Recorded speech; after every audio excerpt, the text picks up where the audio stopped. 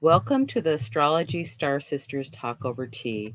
Today, my Astrology Star Sister is Madam Simon, and we're talking about the Autumn Equinox Libra Ingress for 2024. Welcome, Simon. How you doing? Oh, pretty good. How are you? Good, good. It's like we have a lot to talk about, it looks like, just after finishing up an eclipse, and now we're going into the Libra Ingress, the Autumn Equinox. Yeah. Okay. So to get a hold of Simon, her website is iconalchemy.com and my website is alightpath.com, and we always enjoy hearing from you. So today we're talking about the autumn equinox. The sun ingresses into the sign of Libra. The word equinox comes from the Latin word aquas, equal, nox is night. The sun crosses the plane of the equator moving south, and it's about equal amount of daylight and darkness. Anything to add?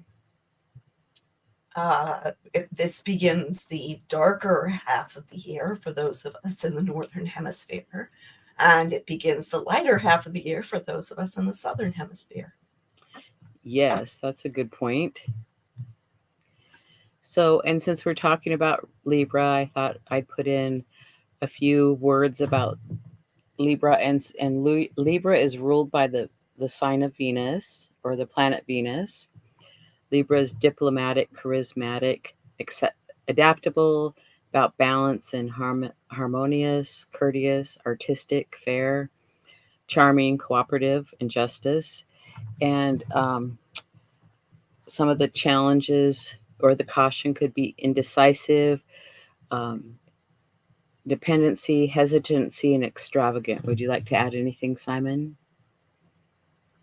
Well, there can be, you know, Libra really wants things to be fair and harmonious, having this desire for peace at all costs. But in the process, can sometimes actually give themselves the short end of the stick because um, they'll say, well, it's only fair if I do this thing for you, and actually will give too much. Um, so that things become unbalanced. And then there is this festering resentment underneath the surface, with this lovely, smiling face in front of it, saying, oh, everything's nice, everything's charming, because of the desire for everything to be nice and lovely and charming. Um, and so, people with strong Libra placements can sometimes go on for a long time putting up with stuff that they probably shouldn't until one day it all explodes. Thank you for those extra tidbits. That's much appreciated. So, we're going to talk about the Sabian symbol for the autumn equinox. The Sabian symbols were channeled in 1925 by spiritualist medium Elsie Wheeler and with the assistance of Mark Edmund Jones. They're a phrase that represents a symbolic image for each of the degrees of the zodiac. So for the Libra ingress, we have 1 degree Libra. And do you want to start reading that for us? Let's see. In a collection of perfect specimens of many biological forms, a butterfly displays the beauty of its wings, its body impaled by a fine dart. Oof. A rather distressing image, in my opinion. um, hmm, And the yeah, keynote that is is. the immortal archetype reality that a perfect and dedicated life reveals. Um, and some of the key words would be perfect form of man and made sacred, because lots of times people like to look at the pretty butterflies, even though I like pictures of butterflies preferably over a dead butterfly, but that's my preference. I do find it interesting that the commentary does not actually, you know, make note of the fact that the butterfly has been stuck there with a pin, that it's dead. Mm-hmm. Um, it's really interesting. Again, as I think I've mentioned before, um, we can definitely see that the commentary, which I think was by Dane Rudyard, um, is very much a product of its time. Um, in the first half of the 20th century. Um, and now I think at least a few more of us would be perturbed at the idea of that beautiful butterfly being um, pinned to this board. And it's among many biological specimens. Um, so I'm a little disturbed by that.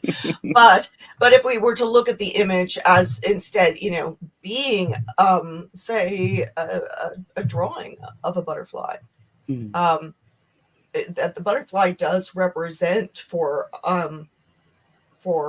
a lot of us this idea of what we attain, this beauty that we attain after we have perhaps struggled through the process of metamorphosis. Um, and so, it's among other things, it's considered a symbol of resurrection in Christian iconography. Um, and so, if we take that image rather than the somewhat gruesome impaled butterfly, then we can look at this degree as being about what is that ideal that we are striving to attain. Right. And big change too. It's like we're transmuting, transfiguring, just being this through this change. And I mean, that actually fits very well into the astrology, the astrological weather that we've been experiencing over the course of this summer and now into fall. Obviously, we'll talk more about it in the context of the aspect patterns that are going along with this ingress. But that theme of big change, powerful change, change that hits us on all levels has been going along for much of this summer. Um, and and so it is nice to have that notion of this ideal that we are striving toward, um, that may perhaps be attainable at the end of all the intense and powerful change. Right. And this time we have these eclipses on both ends of this, and so it intensifies. And to me, eclipses are always about releasing what no longer works in our life to move on to newer, better things. And also about, I tend to think of them as being about aligning ourselves with the sort of with the current of the cosmic river. Um, so that I mean, we can certainly, we can try to fight it, but that won't be much fun. And instead, it's like at each eclipse, there is this change being signaled along the axis of the signs involved, and so the cosmos is signaling to us, hey, this is a time for you to make these changes. And you may not even have to think about them that much because we're going to make sure they happen. Right. Sometimes a change happens and you're like really upset, but then, down the road, 3 months, 6 months, it's like, oh, I'm really glad that happened, because Yeah. this wouldn't have happened. Yeah. Okay, now we're going to look at the autumn equinox Libra Ingress astrology chart for Seattle, and it should have been 00 Libra 00 minutes, but I put 01, but and it's on September 22nd at 5:44 a.m. Pacific time, and that would be 8:44 a.m. Eastern Daylight Time. Do you want to say anything about this chart or just go to the next one? Let's just go to the next one. Okay, we have an aspect key for those to help with the different aspects that we're talking about. So we have a grand cardinal cross. Um, so the cardinal signs are Aries, Libra, Cancer, and Capricorn. So they're the signs that initiate. Do you want to start talking about the cardinal cross? So the Cardinal Cross can have us feeling kind of like we're pulled in all directions at once. Um, it, all three modalities, cardinal, fixed, and mutable, um, can experience the Grand Cross, but depending upon the modality, that's going to change the flavor of it. And with cardinal signs are initiatory energy, starting energy within whatever element they involve. Um, and so having ourselves, you know, having ourselves have this notion, whether conscious or unconscious, that we need to start something, um, you know, in terms of our actions, or we need to start thinking in a certain way, or we need to start feeling a certain way, or we need to start, embodying certain things. Um, to have all of these things being stimulated at once can be a little intense, a little challenging. Um, at the same time, I mean, that's like a real kind of like revving the engines before you actually get started. Because with them, with something in all four signs at once, making these square aspects to each other, square and opposing aspects to each other, um, it's hard to actually move in any one of those directions at that moment. But there's like all this kind of like preparatory energy going on. So, Well, it's, I think of, like something calling your attention to one of the four areas, and then, oh, wait, there's this other thing calling your attention to another one of the areas, and then the other area. And it's like, which one do I choose first? But in a way, it doesn't really matter which one you choose because it'll all line up. And I want to mention that it's involving the north and south node of the moon. And then the other points is Mars and Ceres and Pholus. And Ceres and Pholus have been in a T square with the nodes for quite some time. And now it's just filling in that extra point of what I call the missing leg. So Mars is there. So Mars is really wanting us to initiate and take some action to do something. right. But Mars in Cancer is a little different from Mars elsewhere. Mars in Cancer is considered to be in the sign of um, in the sign of its fall. Okay, Mhm. um, and those these older terms in astrology can sound kind of gloom and doom, um, but being in the sign of its fall doesn't mean it's incapable. It just means that Mars does not have the usual resources to be able to do things in the way that Mars tends to like to do. And in the sign of Cancer, Mars's action becomes more protective of self, protective of family and those we hold dear, um, also protective of personal space, um, protective of our feelings. So sometimes this can result in some defensiveness, especially when in a hard aspect like we're seeing here.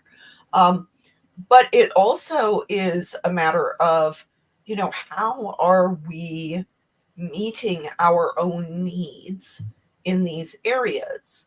Um, if we are not taking good care of ourselves emotionally, if we're not taking good care of our home and family space, it's a lot harder for us to make progress somewhere out in the world. Um, and so even though this can sometimes be correlated with some moodiness, or maybe a little bit of like, I'm pulling back, I'm not entirely sure about, engaging with this person or this situation. Um, in the long run, if Mars in Cancer is doing what Mars in Cancer can do, then that's going to, kind of protect our own interests and give us a good kind of foundational space from which to do other things. In the context of this Cardinal Grand Cross, we've got that north and south node, the north node being in Mars ruled Aries, and then the south node being in Libra, that's letting go of some of our social constraints, perhaps letting go of some indecisiveness, or letting go of that need to have everything always be harmonious and pretty in order to get things done. That north node in Aries is like, okay, we gotta, make some decisions. We gotta work on our executive function. But Mars at this kind of cross purposes to that is all like, hey, wait up. We can't do those things until I deal with this. Right. Well, and since the nodes are in the relationship signs of self and others, you mentioned, taking care of yourself and nurturing yourself, having your needs met. But if you're giving to other people in a relationship, whatever form that might be, are they fulfilling your needs of what you need in relationship too? Or are you just give, and it's not equal or balance? It's like maybe it's time to equal the playing field a little bit, or maybe it's just not working and it's time to move on. And also with Mars opposing Ceres and Pholus in Capricorn, um, you know, Ceres very much relates to how we nourish ourselves and others. Um, but in Capricorn is specifically about, um, you know, feeding ourselves through Saturnian means, through hard work, through persevering through hardships and challenges. Um, and also, how are we feeding our need for a certain amount of stature within the social hierarchy and within the material hierarchy, that we see in our society, which has been, of course, for the past several years, having all sorts of unpleasant things revealed about it by Pluto's transit through Capricorn. Um, and one of the things about Ceres is that Ceres may have this hunger in that particular sign that it's in, but a lot of times that hunger isn't going to be met in that sign. It's going to be met in the opposite sign. And so with this Cardinal Grand Cross, then we have this real opportunity to make some progress on our emotional well being, on our home and family life, rather than neglecting that in this hunger for, doing well in the material world. Um, and so I feel like this is really, it's actually a more fulfilling thing for Ceres to have Mars in that Cancerian space, because here is this planet of action in this place that could help Ceres fulfill our material hungers. Well, that sounds great. So we're going to move on to the mutable T square. And we have Jupiter and the midheaven square to the ascendant Mercury and Black Moon Lilith, and the descendant in Saturn. So this time we have three aspects of squares, or 3 points in the chart squaring each other. So it's like we have the one missing leg, so to speak. And so we're not being pulled in 4 directions, but, we're looking at things. It just adds a little bit more character to what's going on already. So would you like to speak to this mutable T square? Well, we've been having this, Saturn Jupiter square that's been going on, and that is now, of course, separating. But when Jupiter is going to go retrograde, oh goodness, I'm trying to remember. That It's a few weeks from now, I think. Yeah, about Um, around the 10th, or the first couple weeks of next month. um, and so Jupiter, and then Saturn will station direct in November, I believe, and so they're going to head back toward another pass of the square with each other, which I think happens in December.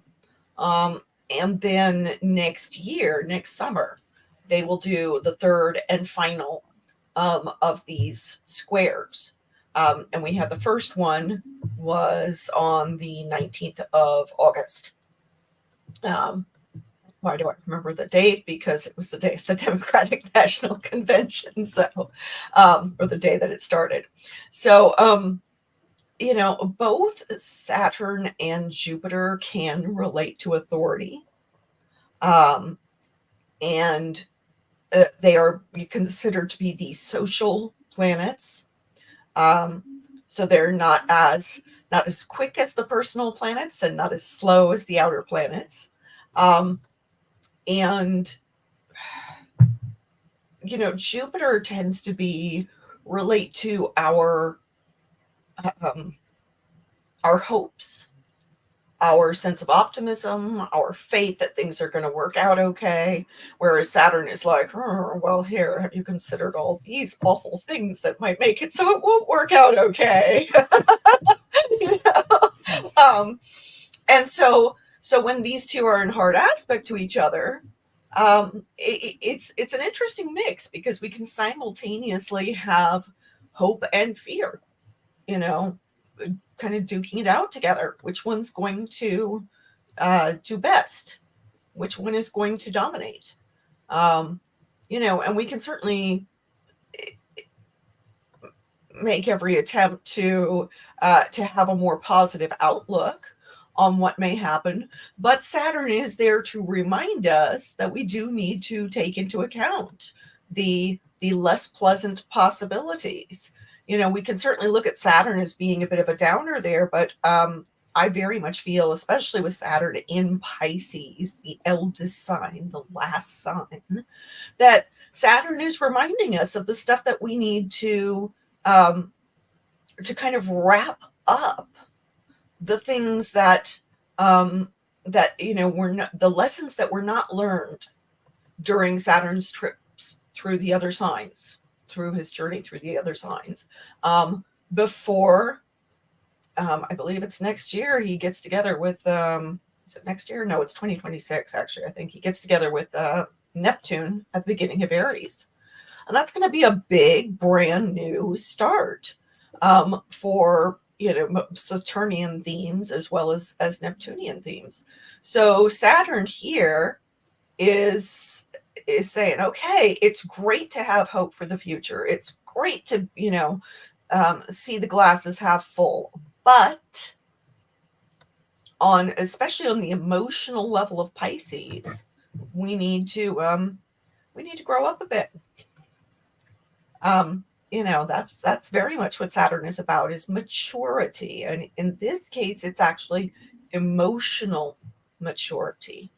And so in the context then of this mutable T-square with Mercury, I think that, this is putting this very much foremost in our minds for us to think about, and to think about in the detailed fashion that Mercury in Virgo is good at.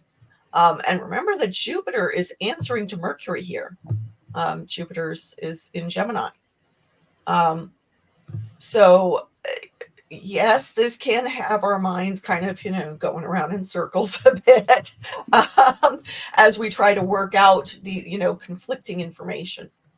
But I do feel like it is kind of a useful tension, useful friction between what is real and what is ideal, and how are we going to get a little bit closer to making our ideals possible, or to make our dreams come true. And hopefully avoid some of the nightmares along the way.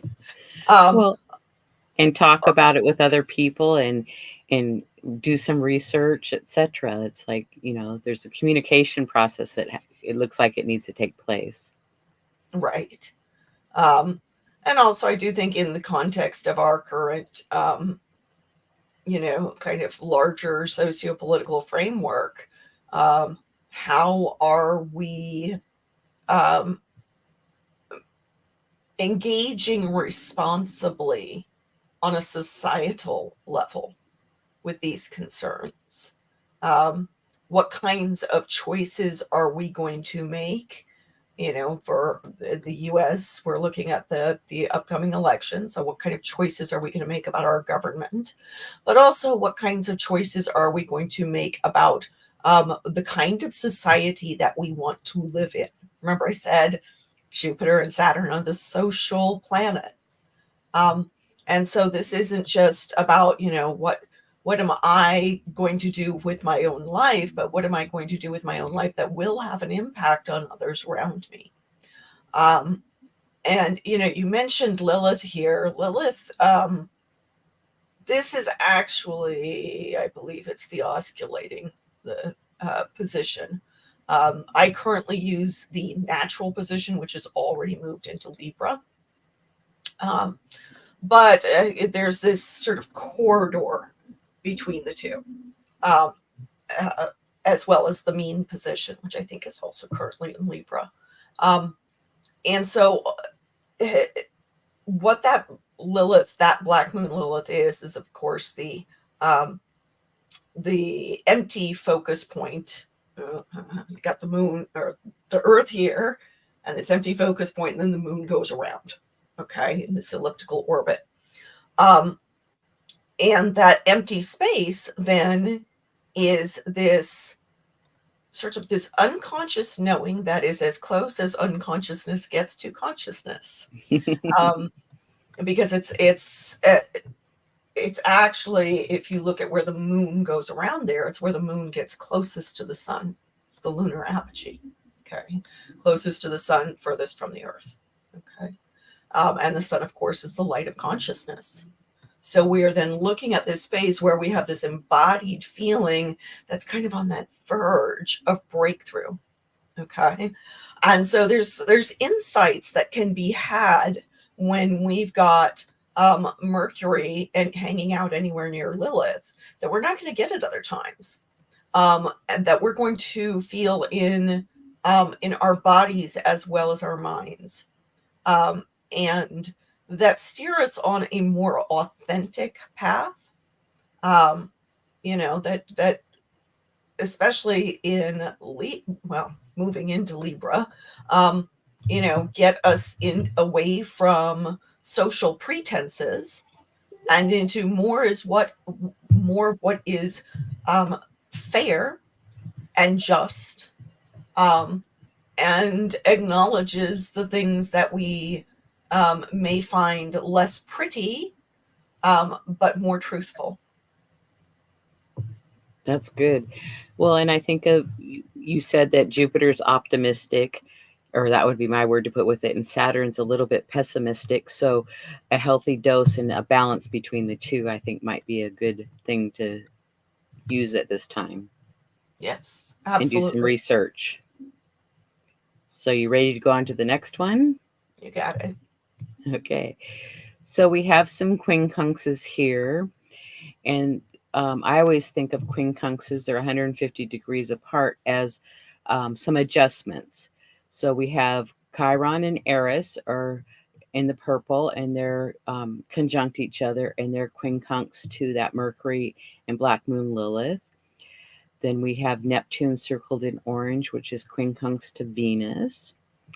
And then we have Saturn circled in red, which is quincunx to Juno. So, would you like to pick one and start talking about it, or maybe talk about all of them at the same time? I'm not sure. So yes, I agree with you. The quincunxes do relate to this idea of adjustment. They are quincunxes link planets that are not in the same element and not in the same modality. And so they have difficulty understanding each other. And yet somehow there is a relationship that has to be navigated somehow. There has to be some measure of negotiation between these planets, even though they don't get each other. Excuse me. So, yay, tickle in my throat.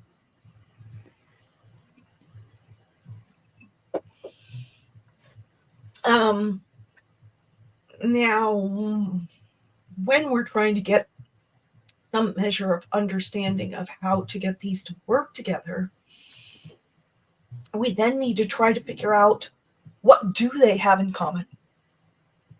And so some things that I can pick out right off the bat are Chiron is said to have an affinity with Virgo because of health concerns. Okay. And Mercury can have an affinity with Aries because Aries rules the head and Mercury governs thought and communication. And then Eris and Lilith are both, rebel, divine feminine figures. Okay. Then we've got Neptune and Venus. Neptune is actually said to be the higher octave of Venus.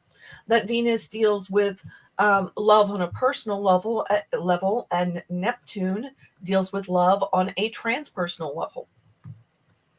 And then Saturn relates to responsibilities and a sense of duty.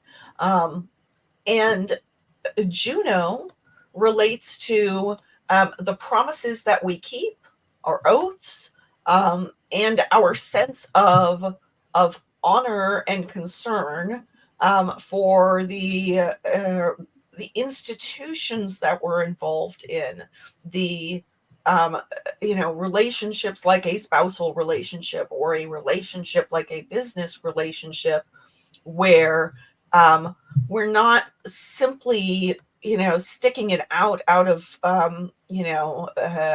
lovey-dovey stuff, where there are real practical concerns for why we must uphold these institutions, and therefore we're going to make some appropriate compromises and whatnot so that we can fulfill our obligations.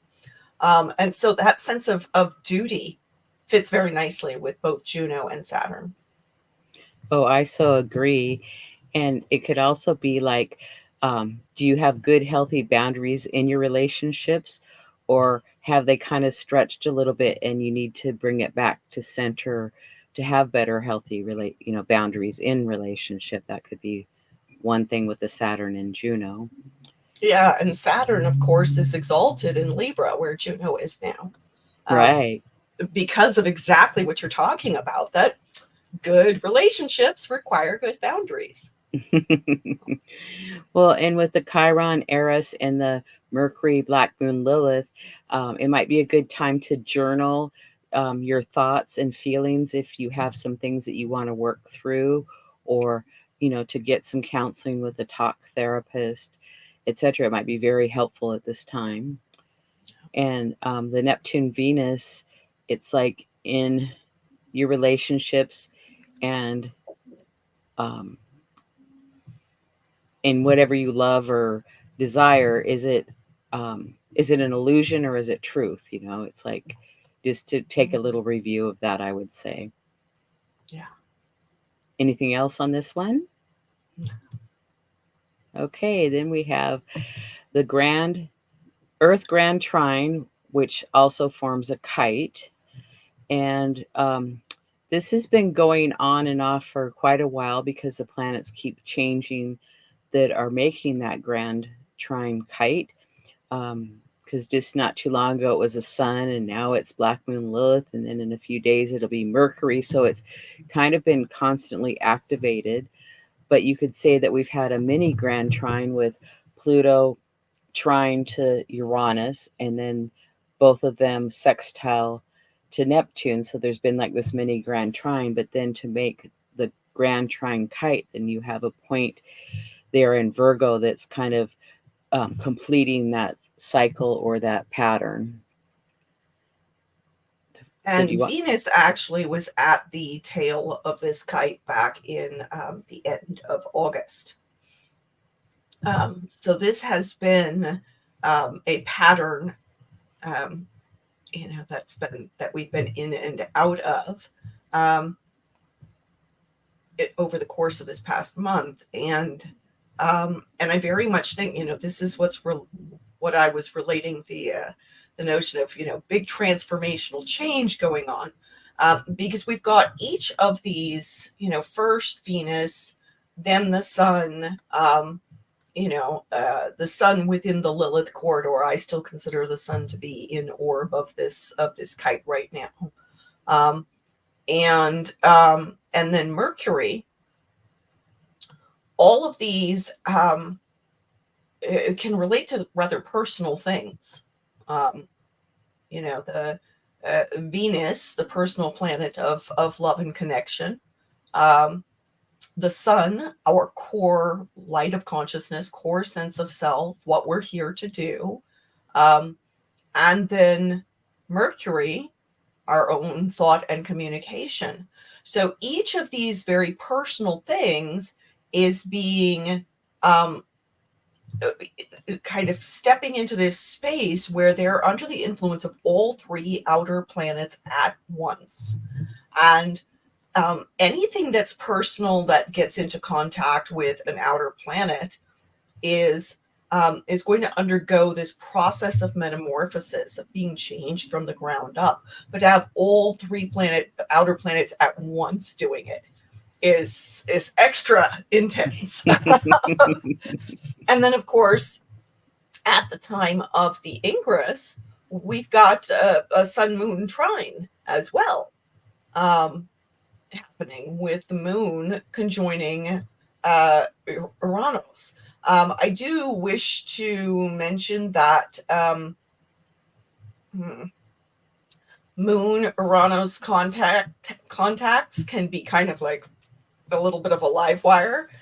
Those of us who are prone to insomnia are more likely to experience insomnia during those transits.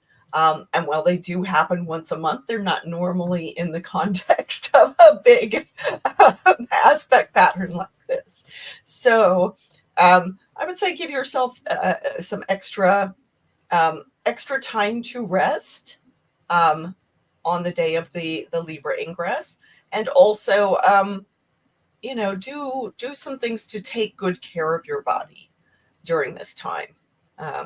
Make sure that you get good hydration, and that you're eating well, and safeguarding your sleep. Practicing good sleep hygiene. Oh, that sounds like a great plan. Anything more on this slide? All three of those outer planets represent transpersonal forces. So this is stuff that is related to the big things that are going on in the world that are challenging the whole world. Our attitudes about power, in the case of Pluto, our attitudes about what are our ideals, but also how are we engaged in escapism with Neptune. And then, the Uranian revolutionary attitude, but also technology and the big technological changes that are going on. And all of those are a lot to process. But again, all three of them are acting together and acting in a way that is harmonious with for each of them. But for little us individual people, it might be a little intense. And at the same time, because it's a kite, we're getting probably the kindest version of all three of these together that we can. Yes, there's the opposition to Neptune, and that may have some of us wanting to, hide out and play video games all day, or watch movies or sit with a book or whatever and just tune out. But we can't completely tune out of all of this. So I do feel like this is a time when we are having things being brought to our attention that we are then going to need to spend time processing. So all of that says to me, don't try to rush yourself through stuff, especially while that Grand Cardinal Cross is also going on. And it's like, stimulating you in multiple directions, but you can't go in all directions at once. Right? So, good self care sounds like a good plan. Be kind to yourself and others, and be patient, and maybe schedule in some time for rest and relaxation. Yeah, definitely.